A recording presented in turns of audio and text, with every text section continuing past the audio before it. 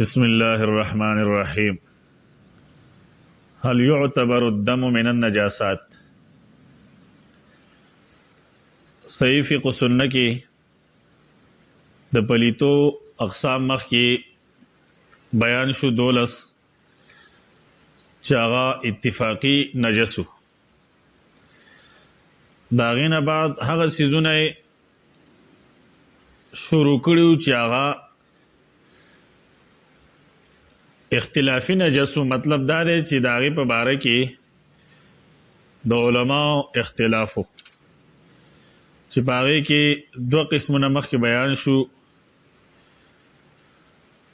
د دې نه دریم قسم بیانېږي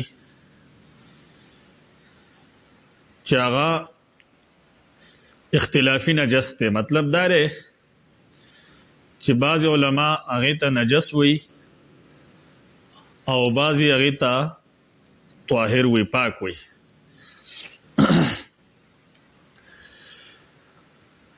هل يعتبر الدم من النجاسات؟ غنل کېږي دا وینا د پلیتونه. نو فرمایي ورپسې الدم على اقسام. وینا چې دا په یو څو قسمه ده، یعنی پدې کې تفصیل له د ټولو اول قسم د وینې چې د دم الحیض، وینه د حیض ده، وهو نجس او دغه وینه پلیته ده به اتفاق العلماء، په اتفاق د ټولو علماء سره. وقد تقدم الدليل على نجاسته، او یقینا تیروته دلیل د دې په پلیتای باندې چې مخکې کوم اتفاقی نجاستونه بیانېدل پاغي کې پنځم قسم بیان شي او دم الحیض. لحديث اسماء بنت ابي بكر قالت جاءت امراه الى النبي صلى الله عليه وسلم فقالت يا رسول الله احدانا يصيب ثوبها من دم الحيض كيف تصنع؟ فقال تحته ثم تقرصه بالماء ثم تنزحه ثم تصلي فيه. دیو جنا دلته مخ کی حواله ورکړه. او دویم قسم د وینې د دم الانسان، وینه د انسان، یعنی د انسان د عام بدن نه کومه وینه راوځي. وهو او دغه وینه چې دا مختلف فيه، اختلاف کړی شوی دی د دې په اړه کې. فالمشهور، پس مشهور عند اصحاب المذاهب الفقهيه، پنځ د مذهبونو والو چې هغه فقهي مذاهب دي، داوی پنځ باندې ان الدم نجس، یقینا وینه پلیته ده. خو دې فرمایي چې دوی خدا دعوه کړې ده چې دا وینه پلیته ده، خو وليس عندهم حجه، او نشته د دوی سره حجه س دلیل د دې په نجس والی باندې. صرف داغي هغه دلیل ذکر کوي چې کوم نه استدلال کړي دي چې داغي نه استدلال صحیح نه دی. الا انه، مگر دغه وینه چې دا محرم، حرام کړی شوی دا بنص القرآن، په نص د قرآن سره. فی قوله تعالی، پدې قول د الله تعالی کې چې الله تعالی فرمایي سورۃ الانعام 145 نمبر آیت کې قل لا اجد فيما اوحي الي محرما على طاعم يطعمه الا ان يكون ميتة او دما مسفوحا او لحم خنزير فانه رجس. نو دلته کې دم مسفوح راغلی چې دا دم مسفوح حرام ده. نو فرمای فاستلزموا من التحریم النجاسه، پس دوی لازم ګڼلې ده د حرام والی د وجنا نجاست پلیتی، چې دوی دا وینه حرام ده نو دا پلیته ده. کما فعلوا فی الخمر، لکه څنګه چې په شرابو کې دا کار کړي چې شراب حرام دي، نو هغه چې یو شی حرامي نو هغه نجس وي. ولا يخفى ما فيه او پټ نه دا خبره چې پدې کې دا مطلب دا لري چې هر یو شی دا لازمي نه چې حرام یا بنجسي لكن نقل غیر واحد من اهل العلم ورپسې هغه لپاره بل دلیلوم ذکر کوي او بیا رسو د دې جوابوم کوي لیکن نقل کړي غیر واحد بشمار من اهل العلم د علماءنا الاجماع اجماع نقل کړي دا لا نجاسته په پلیتای دغه وینه باندې وسياتي الكلام في ذلك او زردا چراوشي خبره بحث د دې په باره کې رستو د دې باره کې تفصیل براش چې آیا د اجماع صحیح ده کنه ده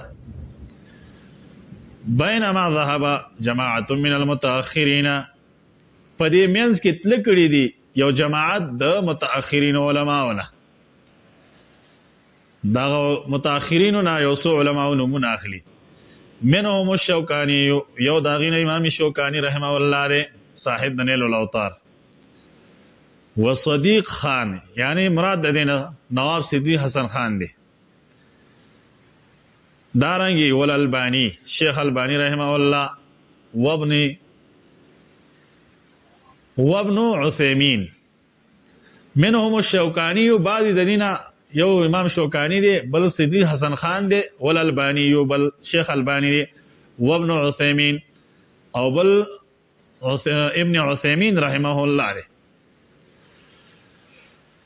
نو دوی تل کړي دي ستا ال القول وینا کولو به طهارته په پاکۍ د ویني سره هغه دا وینه پاکه ده د انسان لعدم ثبوت الاجماع عنده ځکه چې اجماع د هغوی په نسبت باندې ثابت نه ده هسې دعوه د اجماع شوې ده خو اجماع ثابت نه ده او دویم واستدلوا كذلك بما ياتي او دوی دلیل نیولې ده دا رنګه پاغه څه باندې چې دا رستو راځي دا رستو دلایل کوم دلایل اولنې دلیل ان الاصل في الاشياء الطهاره یقینا اصل پاشیاو کې د طهارت ته حتی تر دې پورې یقوم الدلیل علی النجاسه چې قائم شي دلیل په پلیتای باندې پلیتای لپاره به صریح دلیل راوړل کیږي چې اوسیز باره کې دا ثابت نه چې دا نجس ته نو هغه تاسو نجس نشي ویل بیا ورپسې زیات وضاحت کې فرمایي ولا نعلم او موږ نه پوهیږو موږ ته نه معلومه دا خبره ان النبي صلی الله علیه وسلم یقینا النبي صلی الله علیه وسلم امر حکم کړی وی بغسل دم په وینځلو د ویني غیر دم الحیض سوا دا غویني نه چې د حیض د ویني نه علاوه یو خو د حیض وینه دا هغه بارک نبی صلی الله علیه وسلم فرمایلی دي چې دا به ویني دا به ویني صفا کوي با او د دین علاوه چې کومي ویني دي د دې باره کې چرته په حدیثو کې دا نه دي ثابت نبی صلی الله علیه وسلم ویلي چې تاسو دا ویني وینځئ د ځان نه مع کثرت ما یصيب الانسان من جروح سره د ډیروالی دا غینه چې رسیږي انسان ته پرارونه هغه وخت کې پرارونه خو ډیر رسېدل ځکه صحابه کرامو با جهاد کو غزواتو کې به شریک کېدل ونحو هذا غرنګي فلو كان الدم نجسا پس کچری وینا پلیته وې لبینه صلی الله علیه وسلم خامخه د دې د پلیتواله به نبی صلی الله علیه وسلم بیان کړي لدعاء الحاجت الى ذلك د وجه دراتلو د حاجت ندی خبره طرف ته مطلب دا دی چې صحابه کرامو دور کې خامخا غوي ته پرارونه رسول او ویني واغینه تللې او چرتم دانه ثابت چې نبی صلی الله علیه وسلم فرمایلی چې دا ویني تاسو وینځئ او دې سره مزمه کوئ دا هو یو دلیل شو دویم دلیل هغه دا ذکر کوي ان المسلمین ما زالوا يصلون في جراحاتهم یقینا المسلمانان مسلمین مرادین صحابه کرام دي دوی همیشه چې دوی وموز کو په خپل پرارونو کې کومې ویني به ورسره لګېدلې وي هغې سره به یې مونځ کو پرارونو سره به یې مونځ کو وقد یسیل منهم الدم الکثیر او حال دا دی چې د هغې نه به ډېره وینه روانه وه الذي هغه ډېره وینه لیس محلا للعفو چې هغه محل د عفو نه دی مطلب دا دی چې هغې کې څوک دا بانه نشي کولی چې دا وینه کمه وګڼي دیو وجه نه نبی صلی الله علیه وسلم ورته نه ویلي نه هغه وینه ډېره زیاته وه ډېره زیاته وینه به صحابه کرام الله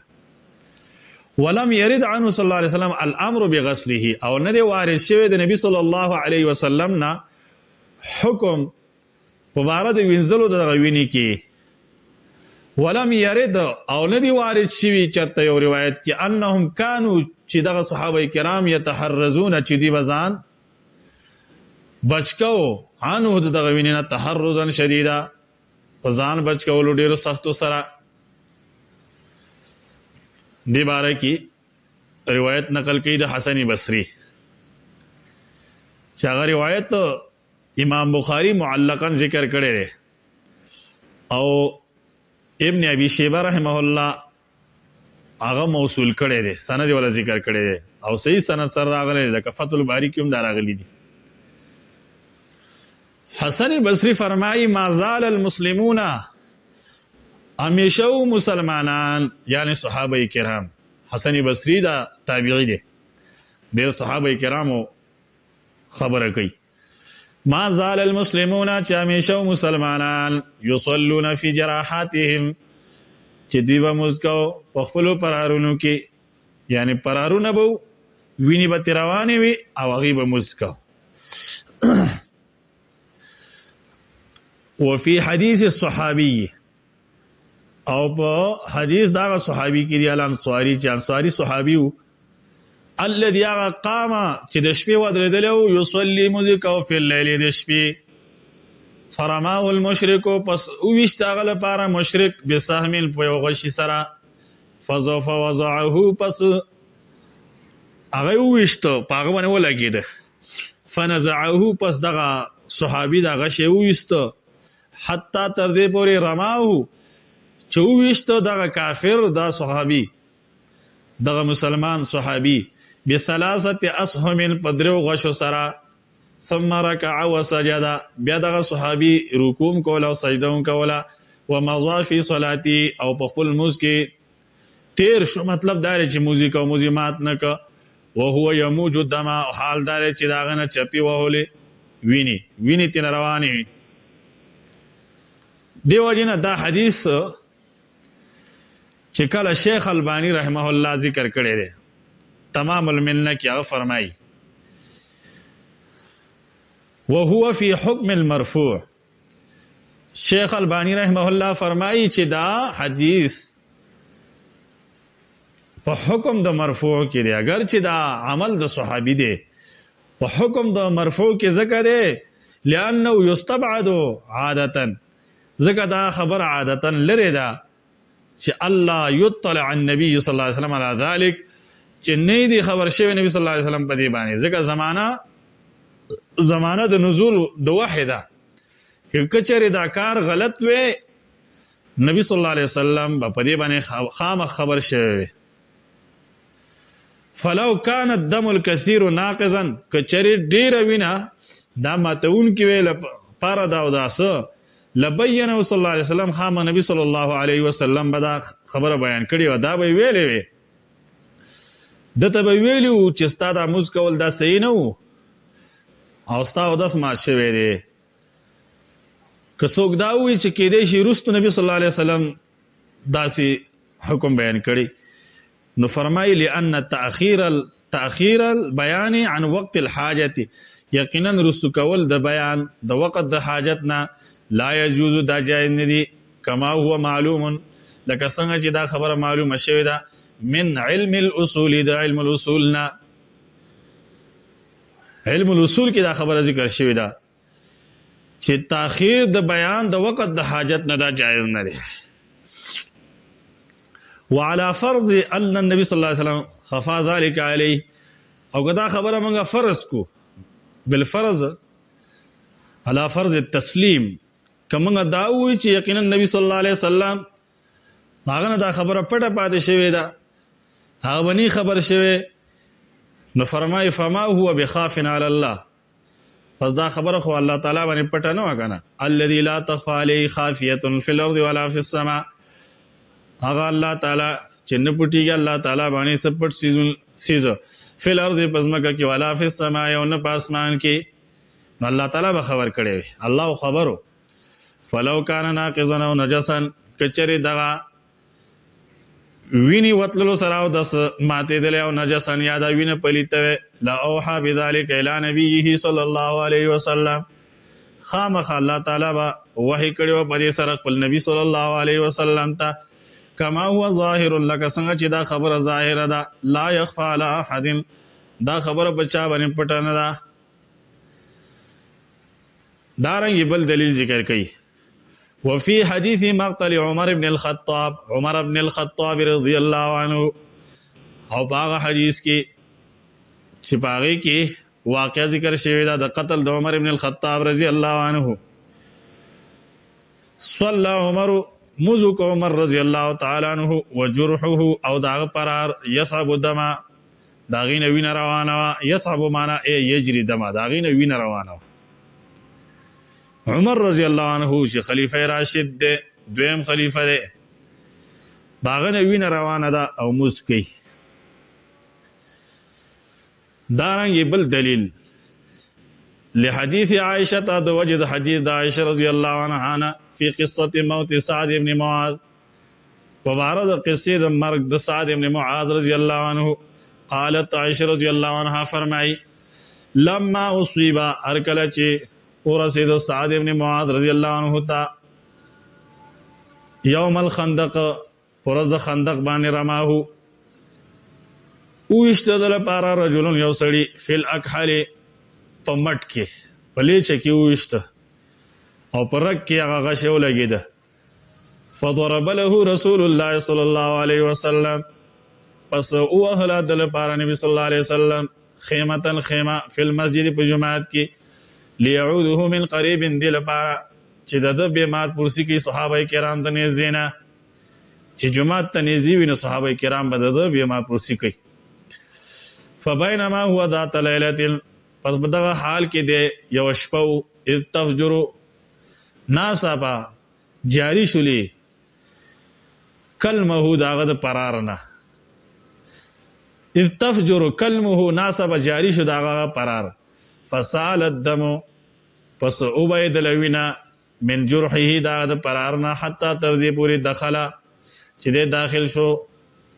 خباءن اغا خیمه تا الی جنبه چې د ډډې طرف ته وا. فقالوا، پس وی صحابه کرامو یا اهل الخباء، اے خیمه والو، ما هذا الذي، دا سدی آغا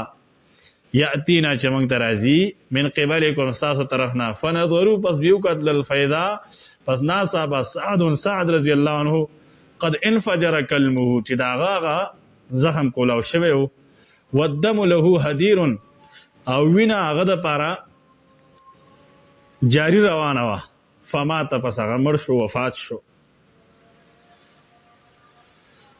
نو دلته کې د په تفریق دا خبره ذکر کړله. صاحب د کتاب فرمایي قلت زوایم ولم يرد، او ندی وارد شوی یو روایت کې ان النبي صلی الله علیه وسلم، یقینا نبی صلی الله علیه وسلم امر حکم کړی بصب الماء علیه، واچولو د اوبو په دې باندې. نبی صلی الله علیه وسلم داسې ونی چې په دې باندې اوبو واچوي، ځکه دا وینه پلیته ده، دا نه ثابت. لا سیما، او خاص کر کې وهو فی المسجد، او دې په جمعات کې، کما امر لك، څنګه چې نبی صلی الله علیه وسلم حکم کړو بالصب پاړولو د بوکي علی بول الاعرابی، په میتیازو دا باندې چې باندې هغه بل قصه چې داغه ته اشاره کوي چې باندې چې مسجد نبوي کې میتیاز یو کړل. صحابه کرامو ته نبی صلی الله علیه وسلم حکم وکړو چې تاسو په دې باندې یو بوکا واړوي، دا به صفاشي. نو دې باره کې دا نه ثابت چې دغه صحابي نه دا وینت للا، او نبی صلی الله علیه وسلم چته ویلي چې تاسو د مسجد نبوي وینځئ، ځکه د نبی نه لاړه. سلورم دا ذکر کوي ان ابن رشد، یقینا ابن رشد رحمه الله، لما هر کله ذکر اختلاف العلماء فی دم السمك، چې ذکر کړی دی اختلاف د علماو په باره د وینې د مئی کې. ابن رشد رحمه الله اختلاف د علماو ذکر کړی په باره د وینې د مئی کې چې مئی وینه پاکه ده که ناپاکه ده.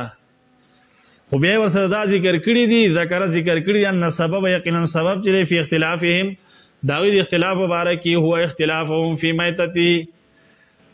هغه اختلاف داوی د په بار د مرداري دغه مې کی. فمن جعل میتته پس چا چې ګرځولې د مردار د مې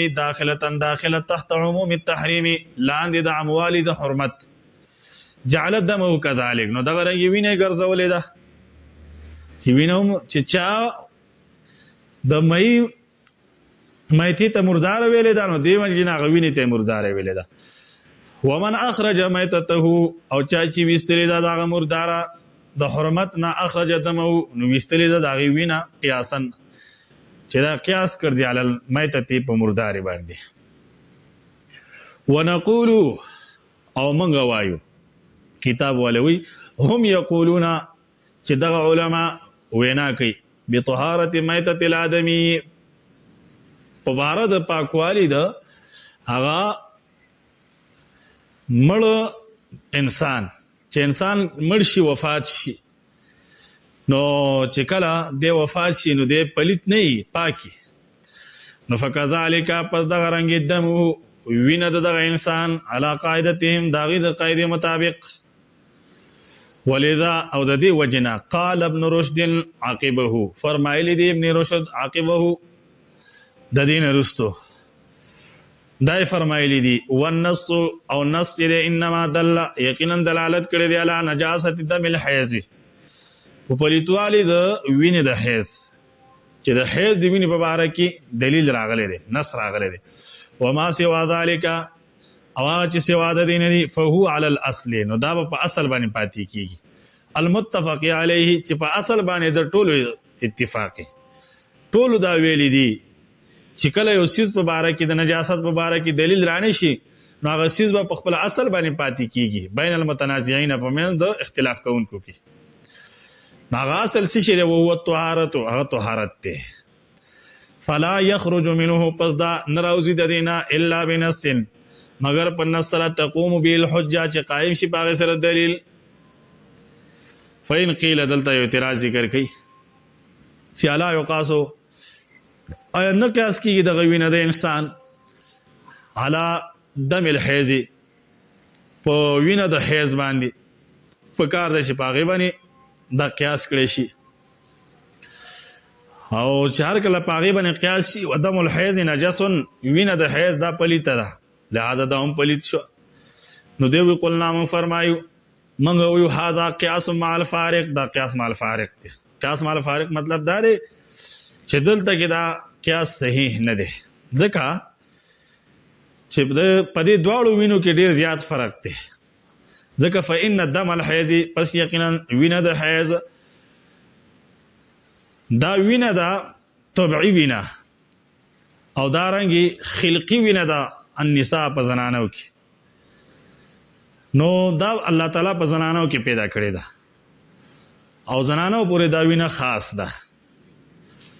لکه نبی صلی الله علیه وسلم فرمایلی دی او حدیث کې راځي امام بخاری رحمه الله مسلم رحمه الله روایت نقل کړي دي چې ان هذا شیء یقینا دا یو سیز دی دا حیض كتبه الله لیکل دی لپاره الله تعالی علی بنات آدم پلونو د آدم علیه السلام.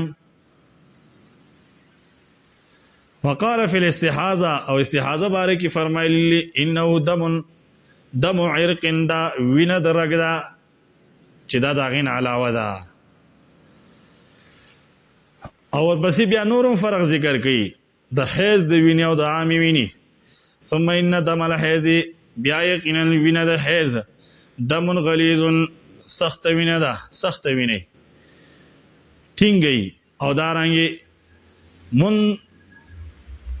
منتنن چې دینا دا بدبوی وي سخاوي له رائحه او دل لپاره بینوي مستکره بد فاشبه البول والغائط بس دا مشابه شو دو میتیاز سره او د غټ او د اسمات سره لدم الخارج او ناغه وینه چې هغه خارجي وتون کی من غیر سبیلین سوا د دوه لارو نه چې هغه داسې وینه ده چې هغې نه داسې بدبوی نه ځي د هغې نه داسې کرکه نه کېږي. نو ننني درس خلاصه دا شوله چې په دې کې هغه څیز ذکر شو چې هغې ته بعض علما پلیت وي، بعض ورته پاک وي، بعض ورته طاهر وي. نو په هغې کې یو قسم هغه ذکر شو دم الانسان، او اول دا وی چې وینې د پاره اقسام دي. نو په هغې کې اولنی قسم چې کوم دم الحیض هغې باره کې خو دا وی چې دا اتفاقا نجسه ده. دویم قسم دم الانسان د انسان وینه، نو هغې باره کې اختلاف ذکر کو چې په دې کې اختلاف دی. بیا د هر یو مذهب دلایل او هغې کې چې کوم راجح مذهب و هغې ذکر کو، هغې باندې کوم اعتراضونه راتلل د هغې هم جوابونه ذکر کړله. واقول قولي هذا